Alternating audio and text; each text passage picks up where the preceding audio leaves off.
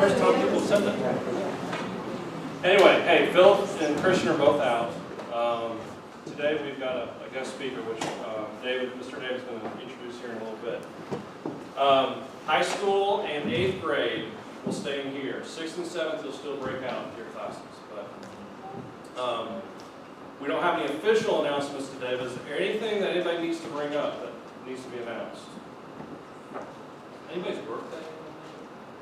Was Nene's birthday? Yeah, on Friday. On Friday? Was whose birthday? Nene. Naomi. And Nahami. How old? Happy 12.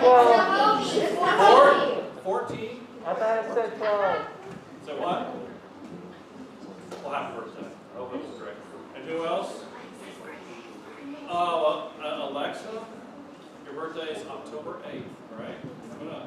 That's awesome. Happy birthday to you. And who do we have back here? Audrey, how old are you going to be? 12. 12. Well, happy birthday. That's awesome. Anybody else? Anybody? Any other announcements? Okay.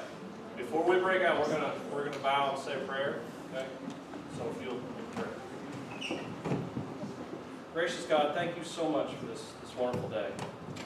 You are truly great to us, and we're experiencing great weather here, and we got some rain last night, and it's a beautiful morning this morning. Thank you so much for it. Thank you for the worship this morning. Thank you for your son Jesus, and I thank you for his willingness, for leading a sinful life, being that perfect sacrifice for us, that we could have a chance to be with you in heaven. Thank you for giving us that choice. I pray that you'll help us to make good decisions. I pray that you'll help us to know that we can't follow our feelings. We just got to follow the truth that Craig mentioned this morning. We need to know that whatever it is that you say in the Bible, you will stick to it. And I know that there's a lot of things that cause us to have different feelings. I just pray that you help us to know that we are saved and that we will be with you one day in heaven.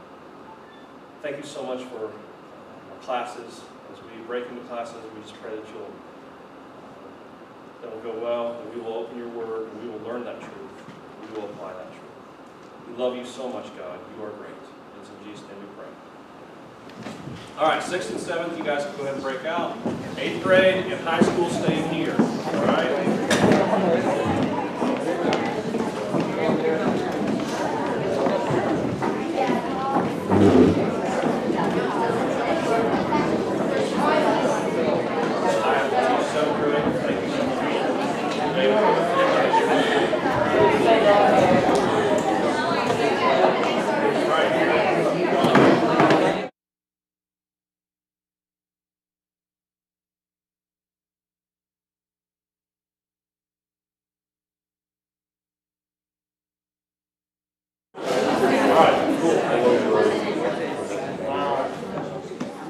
Well, welcome to class this morning.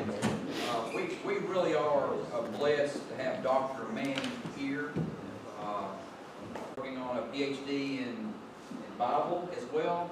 A brilliant man, which is really great, but more important than that, a wonderful Christian man who lives in a very, very hard place. Can I share the email that you got this morning?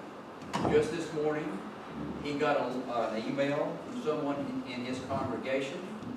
A lady is a Christian in his congregation. Her husband is a Hindu. They don't get along. The Hindu husband amputated her 2 legs this morning. Now, folks, you think you have it hard being a Christian where you live, where he comes from. It's pretty serious business. Christians are being killed over there. Husband, wife. I mean, it's terrible over there. So, God bless Manny for standing up and doing what he's doing. Please listen, you guys, young minds. We need folks like you on the missions committee, because we're getting ready to turn the missions committee over to young folks. We older folks are getting off, and we need young minds to be on the missions committee. We need you to go into the mission field. We need you to think about giving your life for the gospel in other countries. it can be a blessing to you. So I'll turn this over to Manny here, but I want to read one verse out of Romans chapter 10. It says, how then will they call on him in whom they have not believed? How will they believe in him whom they have not heard? And how will they hear without a preacher? Here's a preacher in the world, in India. You guys and your family, you are supporting him financially to go over there, so thank you for what you do. Let me encourage you to listen very attentively to Dr. Manny. It's a once-in-a-lifetime chance for you guys. Okay? Dr. Manny.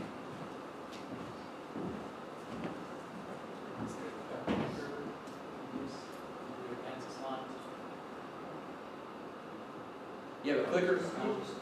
They'll do it for you. Okay.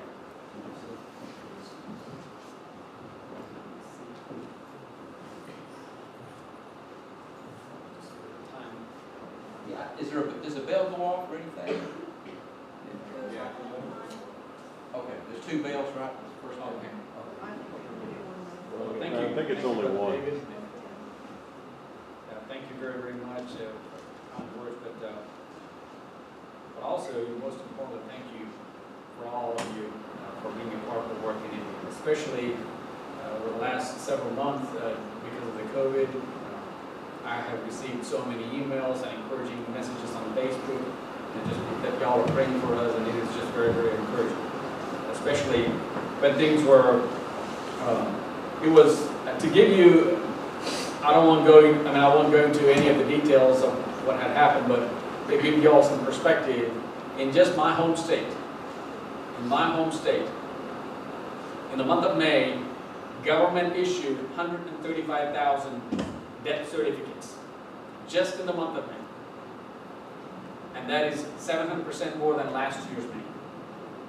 And that can give you an understanding of what had happened and what y'all had done to and help us and keep moving forward. But I was asked, Philip asked me to talk about, I guess y'all are going through what is a preacher, what is an elder, what is a deacon. So he asked me to do what is a missionary, and what is. He also asked me to talk about what is particularly about mission. You can see. Can you go back to the previous slide? In Acts 13, there is this situation in the city of Antioch. The church, there were several workers, Paul and Barnabas, and there are several others involved. They are serving the Lord, and they're teaching and they are preaching. And the text says in the first 3 verses that the God and the Holy Spirit said set these folks apart, and God wanted to send them out. And that's where Paul and Barnabas went out from the city of Antioch. That was supposedly called the first missionary journey. Even though, as you can see in the next slide, the word missionary is not a Greek word, or it is not even an English word. Because, as you can see, this was, when the Bible was translated into different languages, it was also translated into Latin. Latin Vulgate is the Latin Bible, and when you see specific words, like in the book of Matthew, Jesus sent 2 in 2, and he called the disciples and he sent them out in 2 by 2. So when that word was used, when he sent them out, the Latin translated it as a missio, or you can see mittere.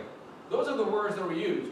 So later on, when the Bible was translated into English, so the word came about to be missionary. Missionary is a word that is someone who is sent or sent out. But also, when we go back and think about in Greek word, the word that is used for sent, the one who is sent out, is apostle. But we also know, we don't use the, Bible doesn't use that word lightly in a light sense, because there are designations for the word, that were apostles. But the Bible also calls Jesus as an apostle, because he was sent. And because of that, in Mark 6:7 and Philippians 2:19, in this word, that is words that are used for sent, are the ones that are used as missionaries. In a most general sense. Go to the other slide. So in all of that, what we're talking about is God himself is a missionary God. Because he sends people. He sent his son. And the Bible says that Jesus was sent to seek and save that which was lost. And when Jesus went back to the Father, he sent out his Holy Spirit. And in many instances in the Bible, and especially in the Old Testament, you see God himself coming down. He himself sent, he sent himself to his people. So in all of this, it is not only the Father coming down and being sent, sending himself, sending his Son, sending his Spirit, and he sent a lot of people too. You talk about in the Old Testament, he sent out prophets to go to specific people groups. If you remember the story of Jonah, he was sent out to Nineveh. Or the other prophets, they were sent to the kingdom of Judah or the kingdom of Israel. So, as we see all of that, God is in the business of sending people out. In our words, for the lack of better terminology, we say God himself is a missionary God. See, in India, because of the persecution, we try not to use some terminology because of persecution. The reason I say that is because when we use the word mission or missionary, sometimes with Hindus, it can be a wrong connotation. That might give, some red flags for that. Well, it's okay. Missionary is not a word that we're hung up on, that we absolutely have to use. We can use that in a different way. Because when you say mission, what we're automatically mission, or what do you call that, in a sandstorm or something. So when you use the word mission, it is a military term for that. Or a campaign, we're talking about a gospel campaign. Well, on a different life for them, it is a campaign, it is you conquer somebody. It's okay for us, and I lived in the United States for a while, and some of those terms are okay. There's no bad thing in using those words. But as we go into different parts of the world, depending on the cultures and the language they have, we just have to rephrase or reorient our vocabulary, just because we want to be effective. We don't want to offend them. But again, as said, God himself is a missionary God. He sends out people, and today he is sending us, people like me, and Lord willing, hopefully, as Brother David mentions, some of y'all too. It could be here in the United States, or it could be somewhere else in the world. And like Miss Linda Fletcher, and she has been following, studying with some folks all around the world with the World Bible School, and I had the privilege and honor of following up on one of her contacts. And again, so that's she might not travel around the world, but she is doing work somewhere around the world. And the goodness and the beauty of the church is that the church in India is following up on her contacts, and we're baptizing folks there. So it is, even though she might not be traveling around the world, but she is impacting the church in India by what she is spending and doing.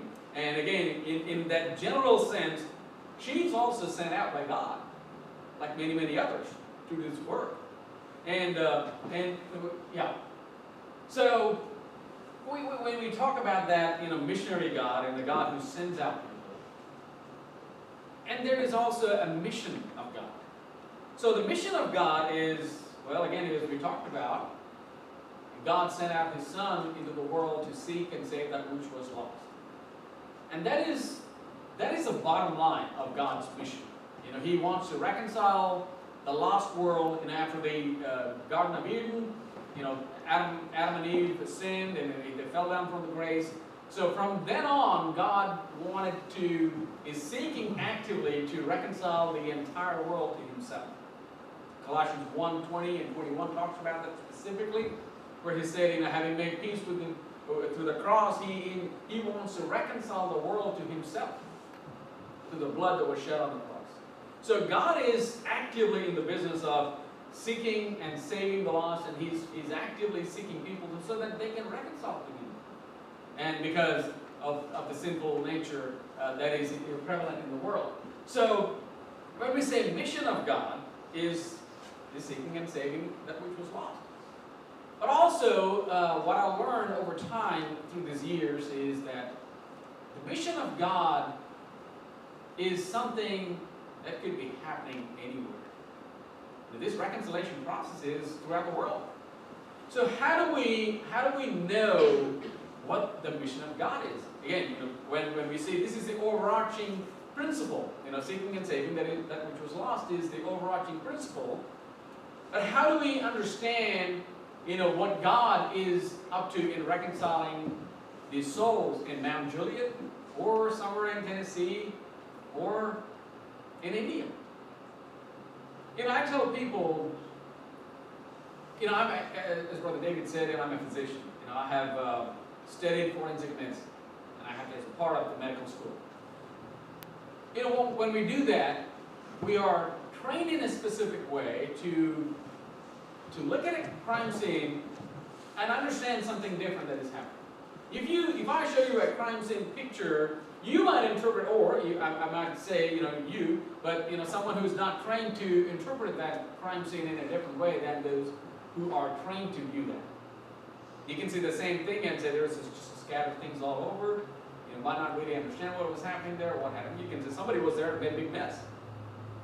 But someone who is a professional, who is trained in that, they can see the same thing and say, okay, this is what had happened, and connect the dots and come to some level of conclusion, and whatever had happened. The reason I'm saying that is because we need to train our eyes, train our minds to see what is happening around us. Because God's activity is all over the world. He's bringing people into our lives. He's bringing people into our churches and into our neighborhoods sometimes. And if we don't really open our eyes to see of that activity, and we probably are not going to see the main purpose of all of it. We might meet people and we might never think about anything else. And so, but also, the mission is of God Himself is the activity that is happening out. Your friends might be, maybe at school.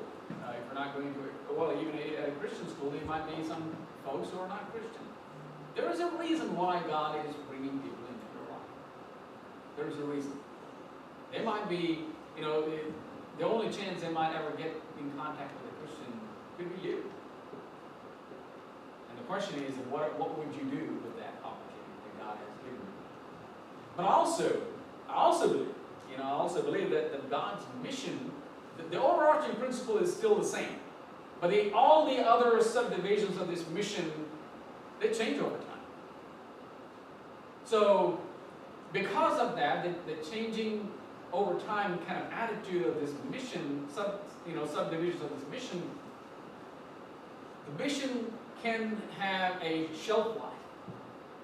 Because not every opportunity stays forever. Not every opportunity stays forever.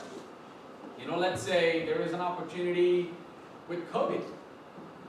Well, hopefully the prayerful is COVID wouldn't stay forever. Even though it is, people are making it sound the way it is going to be forever. Or, maybe last year there was a tornado east of Mount Juliet. I guess there are some folks here who have been impacted. Well, those things are something that the church and Christians can view as God.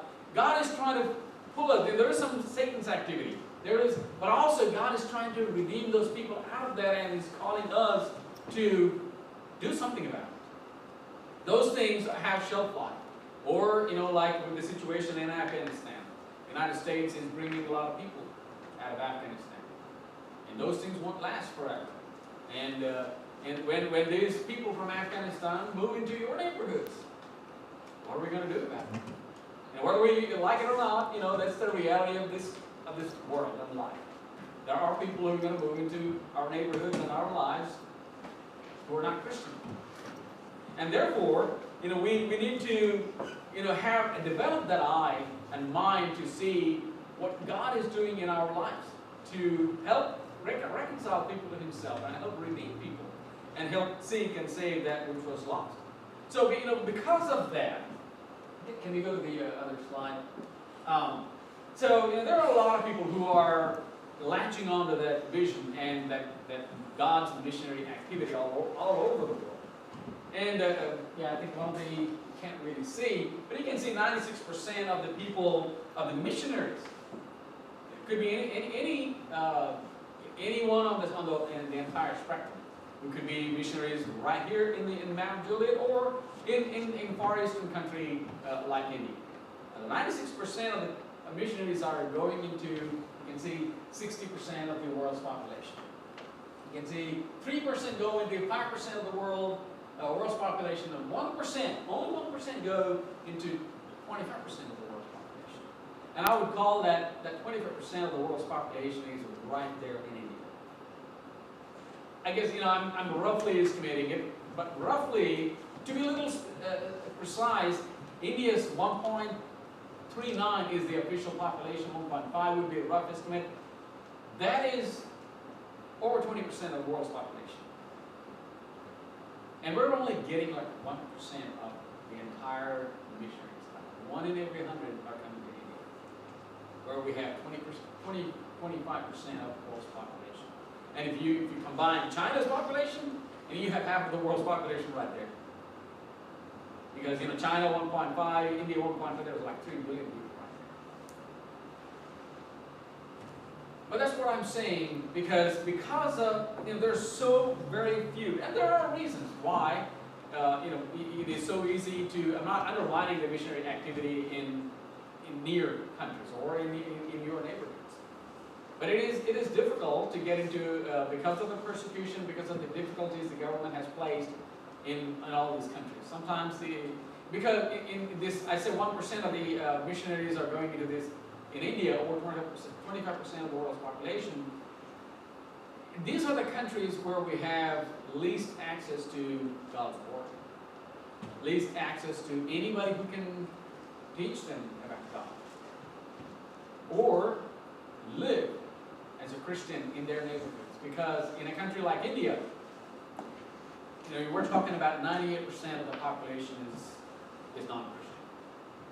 Non-Christian, I'd say the other 2% is, I use the word Christian in very loose sense because I'm including all the denominations. So, 98% of the population around you is not Christian in India. It could be Hindu, it could be Muslim. So, but again, when you talk about this, even in India, what does God want me for this day? What would God want you as you go into your daily schools, or as you interact with your classmates and your teachers? What does God want you? So, again, in a sense, God not only wants us to trust Him and move to foreign countries, but also He expects us to be that missionary right here and now in our lives as we represent Him and His as His people. Can we move forward to the next slide? So the basic idea is, God is looking for people to stand the gap. In the book of Ezekiel, chapter, you can see 22 and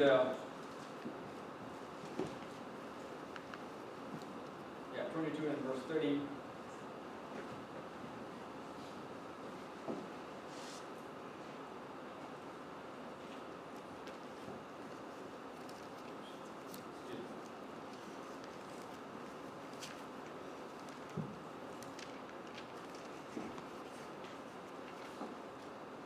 Yeah, this is a book that was written in Judah's captivity, and you can see God was not really happy with the situation of Judah, and by the time Ezekiel was writing this, it was already in a situation of disarray, completely gone. There was no, at least from God's point of view, there was no point of return. And he was explaining in this chapter 22, and I'm going to read it from 28. Basically, God is telling, what was the situation. God, made a decision to do what he did to Judah. And he was saying, her princes in her midst are like wolves, tearing the prey and shedding blood and destroying lives to get dishonest gain. And her prophets have smeared whitewash for them, seeing false visions and divining lies for them, saying, thus says the Lord, or God, when the Lord has not spoken. The people of land have practiced extortion and committed robbery. They have oppressed the poor and needy and have extorted the sojourner without justice. In the middle of all of that kind of situation, even today, our present world might sound like that. In the middle of all of that, he said, I sought for a man among them who should build up the wall and stand in the breach before me for the land, that I should not destroy it. I can assure you that if God is a missionary God, if God is in the business of reconciling people to himself, if God is seeking and trying to seek and save that which was lost, he is also seeking people like you and I to stand in the gap so that he would not destroy it. Because at the end of the day, at the end of the world, when Jesus comes to claim us, there's going to be a whole different world of situation. And as Peter talks about, this entire world, the cosmos, is going to be completely destroyed. And those who do not know God are not going to be in a good situation. Those who do not have a good standing with God will not be in a good situation for the eternity. But so here God is saying that I'm looking for somebody who will alter that thing for these people. I believe this is one of the most saddest verses in the entire Bible. And he said, but I found none. And that was the reason God destroyed Judah. For that point, that God just sent them into Babylonian captivity. Therefore I have poured out my indignation upon them, and I have consumed them with the fire of my wrath. I have returned their way upon their heads, declares the Lord God. So God is looking for these individuals. God is looking for individuals who would stand in the gap. Stand in the gap and do something about those people who are not in a good relationship. Because the eternity for them is not going to be a good situation, like anybody, like this Judas destruction. So given that situation, and I had to personally make a decision for that. Everybody has to make a personal decision for that. Nobody can be forced into this, because this is what we feel that God is doing in our lives and God is doing in the world, and we feel compelled that we need to do something about it. I want to be a person like this. God is looking for that I would want to stand in the gap, and so that God would not destroy the people in the world. I don't think, Brother David, I have ever mentioned about why I'm a physician, why I'm doing what I'm doing. This is a very personal, situation for me, because I never thought about it to be a preacher at all. My dad's been preaching for 49 years, and next year will be his 50th year. I have never, ever thought about being a missionary or a preacher. I wanted to serve God, but, that doesn't, I always wanted to be, sit on the back, the very back of the, in a backbench situation, and do whatever I can, maybe preach occasionally, teach occasionally, and do whatever, but not a full-time evangelist or servant of God. Going through medical school, you would be introduced to all kinds of suffering and pain. It's a daily situation. You walk into those clinics, if you have this 600-bedded hospital, somebody's dying every day. It's just the nature of it. Somebody is terminally ill, and they won't make it. And you see those people die every single day. You see suffering. I remember one phase of the time where there were so many patients that we did not have enough beds. I mean, the people were just laying on the floor under the staircases and all kinds of things. And at some point, you feel like you can be jaded to people's feelings, people's lives, because you're so much immersed in suffering and pain. It can become insensitive. Thankfully, God was not done with me, because it would be a situation where up at the point of no return. You feel no pain for people's feelings. You feel just nothing, because you see so much of that. But there was one particular night shift. Night shifts, it's pretty normal. A lot of times you just go to the bedroom there, or just spend the night there, because there's not much of activity in there.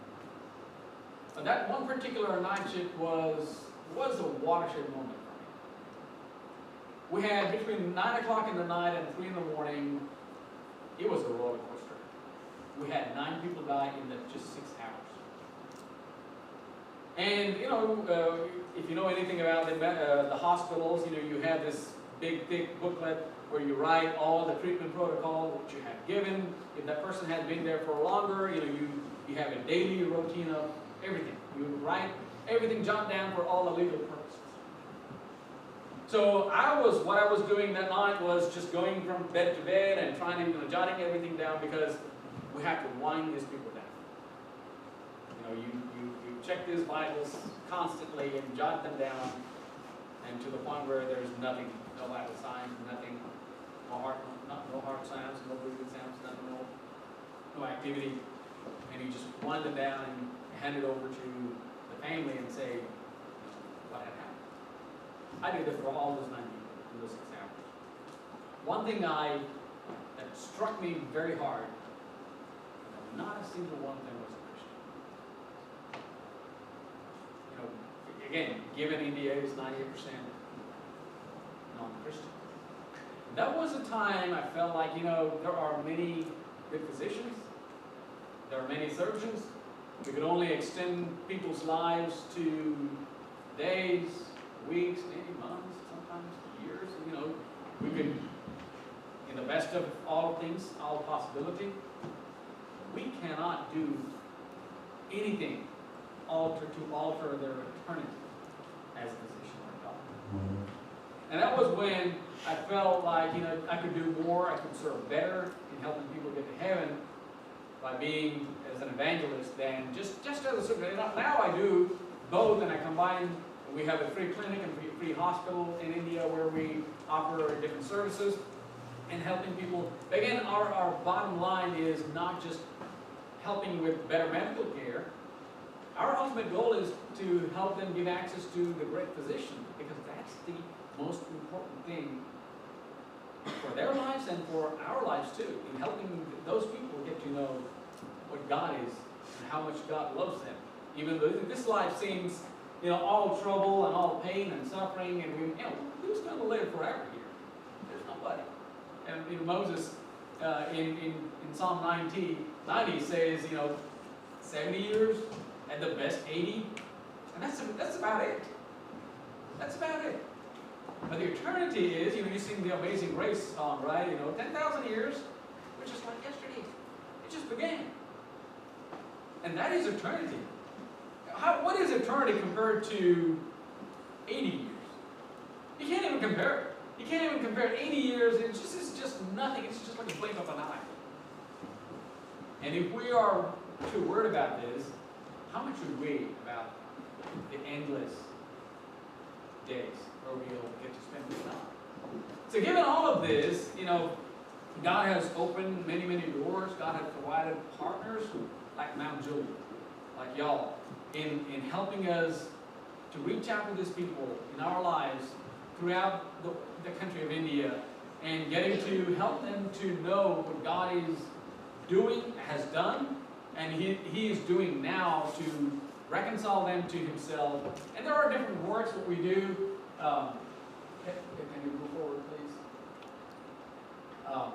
Again, this is the word. God, who is going to stand in the gap? I'm trying to see for a guy. I'm trying to see for a lady, and I found none. That should not be the case for God today. Because of a congregation like Mount Juliet, Mount Juliet is so amazing because y'all just planted a congregation 109. And that congregation is thriving. It is so amazing that, it's a congregation with so, not just, mission-minded in a lot of things. When you say missions, you're just talking about somewhere else. But here and here and here in this neighborhood, in this congregation, and how much impact is just only eternity will tell. And now, y'all, maybe sad as it sounds to y'all, but, sending Brother David Shannon to Fred Hardeman and to have his impact in even wider people. I had the pleasure of seeing him this past week in Sorcery, where he was probably as a keynote speaker. But so thankful for this congregation. But again, we have different things, for my work. I want to talk not only about the work in India. I don't want to talk too much, but one of the things I have been doing, not only in India but also here, is when I come, I try to reach out to folks here who are Hindus. There was a temple in Memphis. I was following up on some of the contacts there, and to this day, 4 individuals have been baptized. It is for me, this is something that I have lived all of my life, to interact with Hindus and Muslims. And here, I come to the United States and see these people who are hungry and thirsty for God and the gospel. And that's one of the things that I try to do. But also, that is what I do here in the United States. But in India, as we move forward, please go. Again, we talk about 1.39 billion people. That's the most concerning number. Can you imagine 90,000 babies that are being born in India every single day? At some point, these people are coming to the age of accountability, and they need God. If we're only sending 1% of missionaries into India, or less than 1% of the missionaries into India, we need more workers to catch up to the pace of how many people that are being born. Please, that's a train station. For any of y'all who are wondering what it was, that's a train station. And you can see in the next picture, you'll see a train actually. Oh, actually, if you can see a train, there are some people underneath, and there's a train underneath there. Hey, it is what it is. Please move forward. Yeah. And again, as I talked about, 98% of them are not Christian. There are people who worship all kinds of gods and idols and deities. They even worship cows. When you see cow, you might say lunch or dinner, but for some people in India, it's like, I want to worship. Actually, in India, as of today, beef. These folks in the United States, if you come to India, I can still feed you beef because I can find you some black market beef. Black market beef, and you're like, what? Because it is illegal in India. You can't, since Hindu government is so staunch about what their beliefs, they don't want cows being slaughtered. So they want, if anybody is seen slaughtering cows, could be prosecuted as well. That's just a tree, supposedly, that there and people are worshiping. And that's the situation with India in the coming 4 years. Within 4 years, India will be the largest Hindu country, largest Muslim country, and the most populous country. We go past China's population. Yeah, this is the different things. As I said, the mission of God is overarching principle. Seeking and saving that which is lost. But also we have different things God doing, and we're working on different things right now. You can see we have a preacher training program that we train evangelists to go into different parts of the country, but also different neighboring countries of India at this time.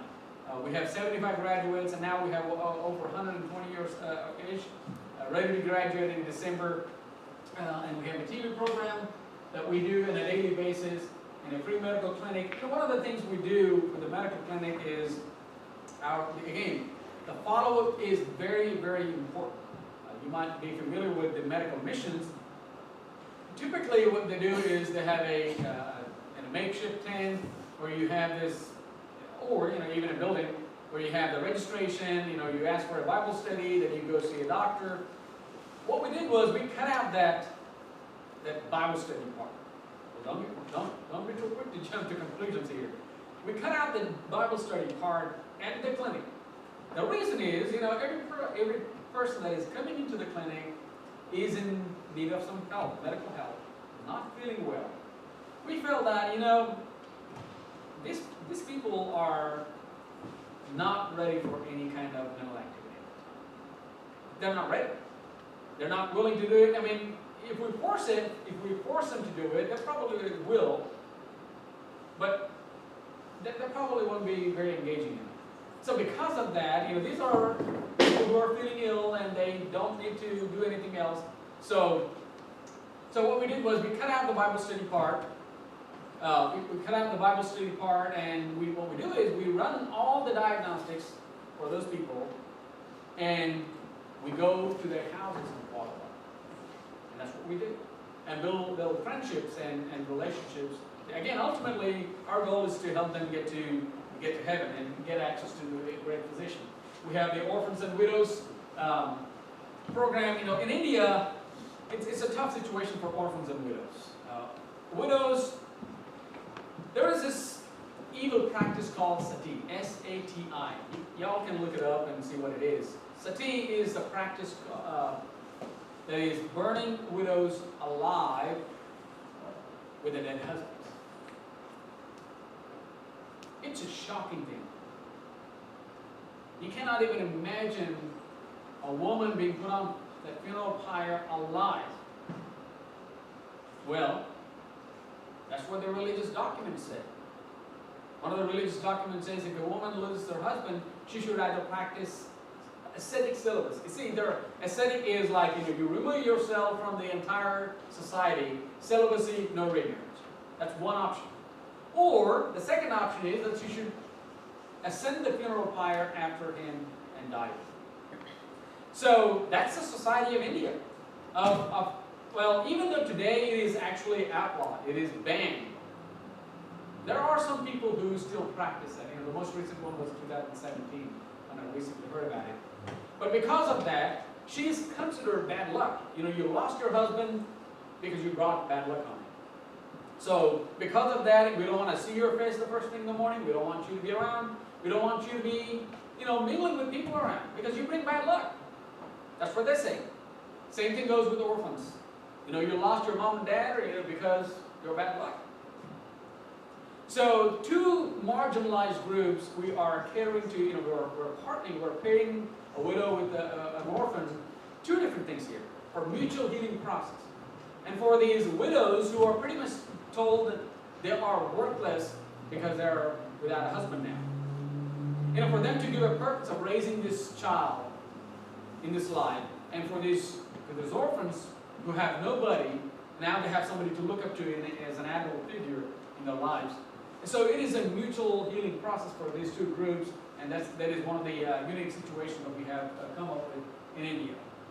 We have I'll talk about the oxygen generator, and then we have the tricycles for the disabled people. We have trade colleges.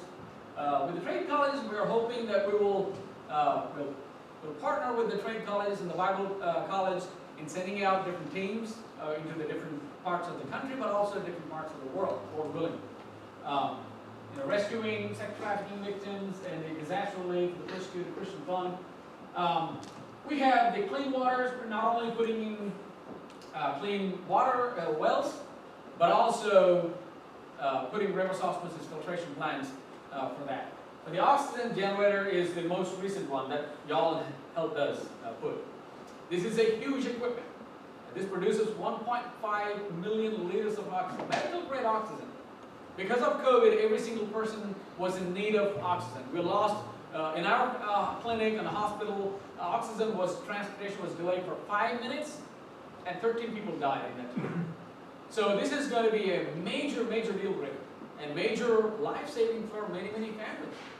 And only eternity will tell. This will work in conjunction with our clinic and hospital, where we will follow up on these families and reach out to them and for their return. And thank you so much for being a part of this. And Lord willing, we'll march forward and see how many people we can bring to Christ through this partnership. And thank you so much for being a part of this.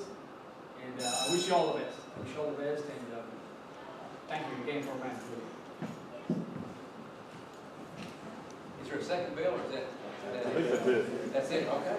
All right, thank you all very much. If you have any questions, go ahead and talk. Go talk to me.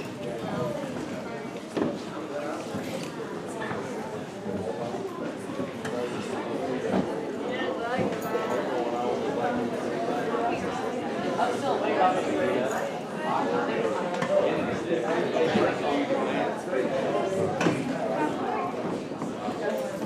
Well,